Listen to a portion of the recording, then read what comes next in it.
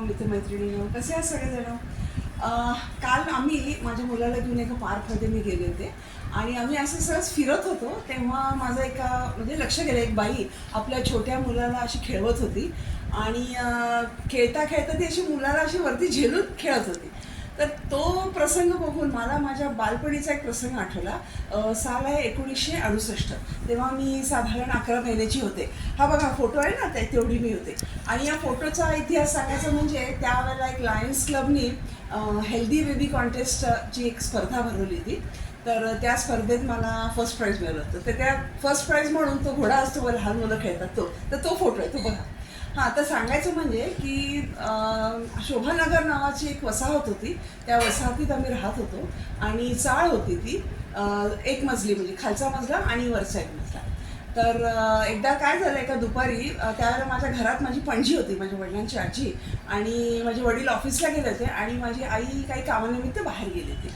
तर दुपारी काय केलं, काही मुलांनी अभिनव खेळ शोधून काढला बरं.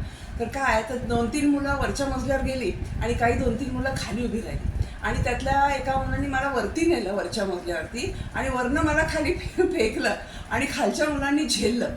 तुम्ही बघा किती हा भयावह खेळ आहे. तर जस्ट मी 11 महिन्याची आणि ती मुलं असतील एक 10 वर्षाची, 12 किंवा 15पर्यंत, काही फार मोठी मुलं नव्हती बरं का ती.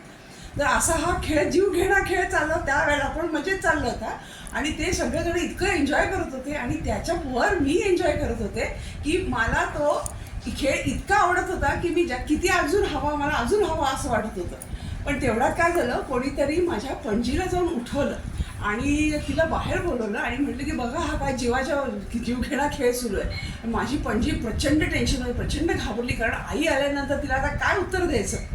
आणि त्यातून मग दुसरा एक मुलगा बस स्टॉपपाशी जाऊन उभा राहिला की माझी आई ज्या बसनी उतरणार होती की नाही ती.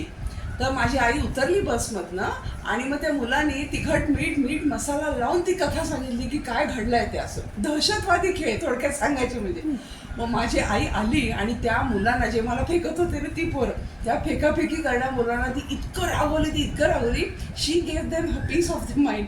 आणि ते इतके घाबरले होते काय विचारू नका. आणि नंतर मित्रमैत्रिणीनं काही खूप वर्षांनी ती त्यातली 2-3 मुलं एकदा आम्हाला घरी भेटायला आली होती. आता ती म्हणजे मुलं म्हणजे नाही म्हणायचे, आता ते मोठ्या आजोबाच्या वयाचे झालेले होते. की मग तो किस्सा आम्ही सांगितला, सगळे इतके हसत होते, पण आत्ता हसत होते, पण त्या काळी काय थरका पडवणारी घटना होती. माय गॉड, आता इमॅजिन करून सुद्धा मला जे, आणि मी त्यावेळेला काही मला झालं असतं ते हे मी तुमच्याशी बोलायला इथं उभी राहिली नसते बरं का. तर एनिवे, तो बालपणीचा काळ सुखाचा म्हणतो तो हासा. बचपन के दिन भी क्या दिन थे, उड़ते फिरते तितली बन के बचपन. जय श्री राम.